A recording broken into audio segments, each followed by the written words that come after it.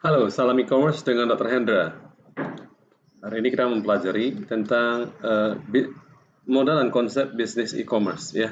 Eh, kita mempelajari tentang komponen kunci ya dari model e-commerce dan juga B2C dan B2B. Nah, di awal ini apa sih bisnis model itu? Bisnis model itu dalam segala perusahaan bisa berubah seiring dengan waktu ya, supaya disesuaikan dengan memenuhi kebutuhan dari para pelanggannya dan juga melihat kemungkinan besar supaya bisa BEP break even point maupun mendapatkan profitabilitas maupun menjaga kesinambungan. Yes, kita namakan sustainability. Jadi bisnis model ini adalah aktivitas yang memang adalah sejumlah rangkaian aktivitas yang direncanakan. Ya, dikatakan ini adalah proses bisnis yang dirancang untuk menghasilkan keuntungan di pasar. Jadi model bisnis dari perusahaan itu adalah dalam bentuk perencanaan maupun diagram ya. Bagaimana dia bersaing dengan orang lain, memakai sumber daya yang ada, merancang hubungan-hubungannya dengan setiap stakeholdernya, juga cara melayani konsumennya, dan juga menciptakan nilai untuk menjaga dirinya sendiri, perusahaan sendiri, supaya demi menghasilkan profit ya yang dihasilkan. Lalu dalam e-commerce business model juga ada business plan ya. Ini adalah penjelasan akan model bisnis dari perusahaan. Nah, lalu kalau misalnya membicarakan mengenai e-commerce business model, ini adalah model bisnis yang tujuannya untuk memakai dan memanfaatkan ya kualitas unik dari internet, web, dan juga mobile platform. Ada 8 elemen kunci dalam bisnis model, ya seperti yang pernah kita pelajari mungkin sebelumnya.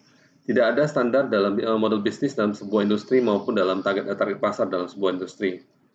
Namun seiring dengan waktu, model bisnis yang berhasil itu akan mulai mendominasi ya, dan akan selalu ada inovasi untuk model-model bisnis yang ada. Ada 8 elemen kuncinya adalah market opportunity, value proposition, revenue model, competitive advantage, competitive environment, market strategy, organizational development, dan management team. Nah, hari ini kita membahas tentang value proposition dan video kali ini akan membahas value proposition dan revenue model ya. Nanti video lainnya di top yang lainnya. Apa sih yang namanya value proposition? Ini adalah apa sih yang kita tawarkan ya pada pelanggan dan kenapa mereka harus membeli dari kita? Menjawab masalah apa? Ini merupakan solusi bagi masalah apa? Harus bisa menjawab hal tersebut. Ini menjelaskan tentang bagaimana layanan maupun produk dari sebuah perusahaan itu bisa memenuhi kebutuhan dari pelanggannya. Kemarin saya membagikan sebuah e-commerce dari Korea Selatan yang namanya aku lupa juga namanya. Oke, jadi dia itu sangat responsif, di mana value proposition-nya adalah dia tahu konsumennya di e-commerce banyak order di malam hari dan dia janjikan bahwa Anda bisa sebelum Anda tidur, Anda coba order di malam hari, paginya sebelum jam 7 tiba di rumah Anda. Keren kan? Ya. Anda pengen laptop, pengen burger, pengen makan lobster di pagi hari, ya Anda ordernya malam hari, paginya kamu dapat langsung. Ya, bahkan berdeke juga sama. Baik, maaf ini ada suara-suara juga. Ini lagi work from home ya. Value proposition ini menjelaskan ya apa sih bagaimana perusahaan-perusahaan yang berhasil itu biasanya ada personalization dan customization ya. Jadi setiap pelanggan itu berbeda-beda ya. Mereka ingin hal yang sesuai dengan diri mereka sendiri. Sudah pasti di e-commerce itu menawarkan pengurangan dalam biaya pencarian. Bayangkan kalau orang-orang bekerja seperti di Korea Selatan ya, mereka kerja penuh ya, mereka nggak bisa mengunjungi toko-toko offline sama sekali, nggak punya waktu ya, jalan macet dan sebagainya, nggak punya waktu ya, itu pengurangan waktu pencarian itu sangat besar sekali. Lalu selain itu juga ada price discovery cost ya, biaya pengurangan di e-commerce. Lalu juga ada fasilitasi transaksi dengan mengelola ya, pengiriman juga bisa dikirimkan. Itu proportion dari e-commerce by the way. Lalu kita bicarakan ya, value proposition itu bisa terjadi ya dalam area yang bisa dihitung kuanti dan area yang bisa dijelaskan kuali ya, kuantitatif ya dan kualitatif. Dalam kuantitatif proposisi nilai yang bisa ditawarkan itu adalah hal harga. Ya, ingat harga nggak selalu harus rendah. Supaya menghindari perang harga, maka Anda perlu membangun brand. Ya, branding itu penting sekali supaya makin dikenal, makin berharga. Itulah mengapa orang bilang ya, kenapa kopi yang sama tapi letaknya di Starbucks jauh lebih tinggi harganya dibandingkan dengan di sebuah warung kopi, ya. Dikarenakan branding. Cost reduction, pengurangan biaya. Dalam e-commerce itu sudah memangkas banyak saluran-saluran distribusi, ya. Tidak usah ada grosiran, eceran, dan sebagainya. Bisa langsung dari pabrikan, langsung ke konsumen akhir. Jadi cost reduction tersebut, biaya pengangkutan, biaya broker sudah dikurangi. Risk reduction. Kalau saja ada tagline tertentu, misalnya di JDID ada dijamin ori misalnya, itu terasa ya, ada pengurangan dari resiko hal tersebut ya. Orang-orang jadi lebih puas. Convenience, memudahkan. Bayangkan kita mau beli sesuatu untuk orang tua, kita nggak bisa beli sendiri, kita akan kerja atau berusaha, kita panggil e-commerce untuk mengirimkan ke orang tua, ya. Paling komunikasi ke orang tua jam berapa akan datang nanti. Itu hal memudahkan sekali, memudahkan kita. Usability, bisa dipakai. Bisa sekali, zaman sekarang ini internetnya sudah cukup bagus, 4G itu ya, mengarah ke 5G, di mana bisa aksesnya ada di mana-mana ya. Kualitatif. Hal kualitatif itu kebaruan ya. Barang dan jasa layanan yang dibeli itu relatif baru ya. Bisa dikatakan baru. Kinerjanya, baik rancangannya, brandnya, ya, nama-namanya dan juga customization-nya. Nah, apa sih strategi operasi dan juga customer value ya, nilai tambahnya dan contoh-contohnya ya, oke, ya. Dalam menawarkan yang namanya value proposition nih, nah mereknya. Zara sendiri customer value proposition-nya adalah konten fashion yang tinggi ya, dalam harga yang terjangkau. Operasi strateginya adalah kecepatan ya dalam memasarkan. Jadi ada pengirimannya cepat sekali. Walmart ini value proposition-nya adalah setiap hari harganya hemat karena dia memangkas seluruh jaringan distribusi. Ya, lalu operasi strateginya adalah efisiensi biaya. Maka banyak yang di-cut ya, termasuk tenaga kerja manusia. Di Amazon sendiri value proposition-nya adalah pemilihan produk ya, ketersediaan selalu ada ya. Operasi strateginya adalah fulfillment order ya, oke. Jadi kadang-kadang pernah nggak ada belanja katanya harganya bagus, barangnya enak ya, tapi nggak ada stoknya. Mau merek yang lain seperti ini nggak order fulfillment sama sekali. Di Amazon apa yang ada atau apa yang ditampilkan selalu ada. Efficient order fulfillment, reliable order fulfillment, bisa diandalkan ya. Di Apple sendiri, product innovation itu nomor 1. Saya masih ingat sekali, tahun 2005 atau 2006, pertama kali pada saat saya mengajar perguruan tinggi ya, pada saat tersebut ada seorang mahasiswa atau mahasiswi memakai sebuah kalkulator ya.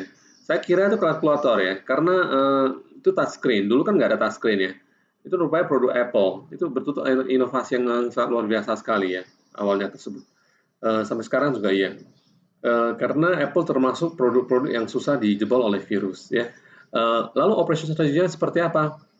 Mereka outsourcing ya, meng-hire outsourcing pabrikan dan juga logistiknya. Mereka nggak menghandle hal tersebut, fokus pada teknologi dari produknya aja. Lalu Dell Direct ya, merek komputer, laptop dan sebagainya, mereka mengedepankan profesinya adalah customer experience, pengalaman konsumen ya, dan berbelanja ya. Operation strateginya adalah kecepatan ya, responsiveness dalam hal configure to order, dalam hal memesan. Nah, Zara sendiri sudah tahu kan ya tadi ya, bahwasanya mereka ini adalah fashion yang high end tapi affordable price ya. Apa sih operation strateginya? Adalah kecepatan dalam market ya. Nah, di sini ditawarkan adalah Zara.com. Lalu Walmart ya, everyday low price, oke. Okay? Cost efficiency ditekankan di sini ya. Free in pick up as soon as today. Bahkan diantar ya. Dan juga cara menghemat $25, banyak sekali. Amazon sendiri juga sama ya, reliable dan juga efficient order fulfillment. Jadi product selection dan availability-nya selalu ada di Amazon ya. Oke. Di Apple sendiri kita tahu sama-sama ya bahwasanya ini adalah product innovation ya. Karena operation strategi mereka adalah mengoutsource baik pabrikannya maupun logistiknya. Lihat aja value proposition of Apple ya. Kayak apa sih value proposition of Apple? Unique user experience. Betul-betul unik ya. Karena yang pakai Apple itu memang beda cara pakainya dengan Android. Desain minimalis sudah pasti ya, walaupun harganya sangat teramat tinggi. Lalu servisnya pada Apple Store, ada Apple Store ya untuk servis. Lalu kinerja produk tersebut ya. Dalam aplikasi di Apple tidak banyak aplikasi yang memang gagal ya. Oke, di Android kebanyakan bisa ada yang gagal.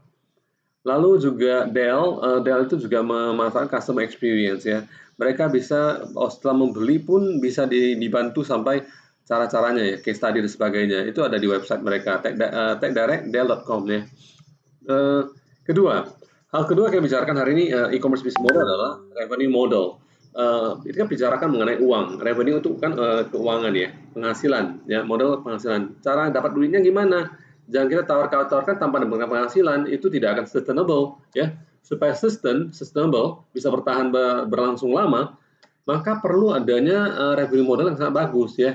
Bagaimana Anda mendapatkan uang? Itu bicarakan revenue model. Beberapa ya. Ini memang banyak lagi selain ini banyak lagi model-model tipe untuk mendapatkan penghasilan. Tapi ini adalah beberapa di antaranya. Pertama adalah melalui iklan. Kedua adalah melalui berlangganan. Ada yang namanya freemium ya. Freemium awalnya diberikan gratisan dulu. Lalu ada yang berdasarkan transaksi, ada yang berdasarkan penjualan ya. Ada yang berdasarkan affiliate ya, tenaga penjualan ya yang menyebarkan link-link dari perusahaan kita dengan nilai link khusus ya oleh para afiliasi. Nah, yang pertama iklan. Jadi perusahaan itu menyediakan forum iklan dan menerima biaya-biaya dari pengiklan, misalnya Yahoo ya. Berlangganan ini perusahaan menawarkan konten pemakai ya. Jadi konten-konten akan diberikan dan juga jasa-jasa konten diberikan dan meminta biaya sebagian biaya berlangganan supaya untuk mengakses ya apakah keseluruhan konten atau sebagian konten ya, misalnya pandora.com. Ada yang freemium juga, perusahaan memberikan gratis ya beberapa layanan dan produk ya untuk gratisan ya pada tingkat tertentu ya. Tapi akan mengenakan biaya jika berlangganan pada premium yang level ya. Pandora juga contohnya. Lalu transaction fee, biaya transaksi. Di ebay.com Anda bisa jual beli barang dengan mudah sekali, tapi setiap transaksi akan dikenakan biaya, ya berapa persen misalnya, ya supaya bisa mengeksekusi transaksi tersebut. Amazon.com ya berdasarkan sales revenue ya penghasilan penjualan. Jadi penghasilan didapatkan dari perusahaan karena menjual informasi, menjual layanan, menjual barang-barang. Affiliate, Skyscanner misalnya. Perusahaan-perusahaan ya mendorong bisnisnya kepada para penjual online yang namanya affiliate ya. Mereka yang berjuang menerima biaya referral, rekomendasi. Mereka merekomendasikan produk kita, linknya kita. Kita kasih mereka link yang khusus ya. Oke. Dan juga presentasi dari penghasilan karena penjualan yang dikarenakan orang-orang affiliate ini ya. Oke. Ini juga arusnya dari penghasilan dari mana aja ya. Google itu mendapatkan 33 penghasilannya dari penghasilan iklan saja Google ya 38,6 miliar US dollar, angka yang sangat teramat tinggi ya pada tahun 2013. 2013 kuartal pertama Januari sampai Maret itu menurut McRumors.com Apple itu apa sih revenue modelnya 56% berasal dari handphone ya iPhone net sales. Lalu sisanya itu dibagi-bagi ya, ada iPod net sales, ada CPU net sales 10%, iPad 20% ya. Lalu 7% oleh iTunes Store, lalu sisanya 4% iPod net sales dan lain-lain, other yang lain-lain. Where did Google make the money in 2011? Tahun 2011, kira-kira 10 tahun lalu, itu 10 perusahaan atau industri yang menghabiskan kebanyakan uang di Google Ads. Siapa aja? Ya, rupanya keuangan dan asuransi memakai Google supaya mendapat penghasilan. Mereka menghabiskan uang yang sangat banyak ya. Bagi FMNG juga ya, food merchandise dan fast moving good ya, juga termasuk retailer, general merchandise. Travel tourism juga termasuk ya, pariwisata dan juga perjalanan. Jobs education juga memakai Google ya untuk menghasilkan penghasilan melalui Google. Job lalu home dan garden, computer, consumer electronics, kendaraan juga sama ya. Internet, telekom, bisnis industrial. Kebanyakan dari ini memanfaatkan Google, penelusuran Google ya, mereka bayar iklan. Lalu class discussion ya. Check at your own privacy at the door ya. Kayak periksa hal-hal yang pribadi di pintu Anda. Kira-kira kalau Foursquare, revenue modelnya seperti apa? Cek sendiri ya nanti ya. Apa model penghasilan lain yang mungkin bisa berjalan untuk Foursquare? Adakah privacy hal pribadi yang dilibatkan dari kelemahan ya, memakai jasa berbasis lokasi? Apakah adakah hal yang berkaitan dengan hal pribadi? Apakah perusahaan bisnis diizinkan untuk menghubungi telepon seluler dengan pesan-pesan iklan berdasarkan lokasi? Ya, itu aja sampai di sini dulu. Sampai jumpa dengan saya, Dr. Hendra. Salam e-commerce. Sampai jumpa.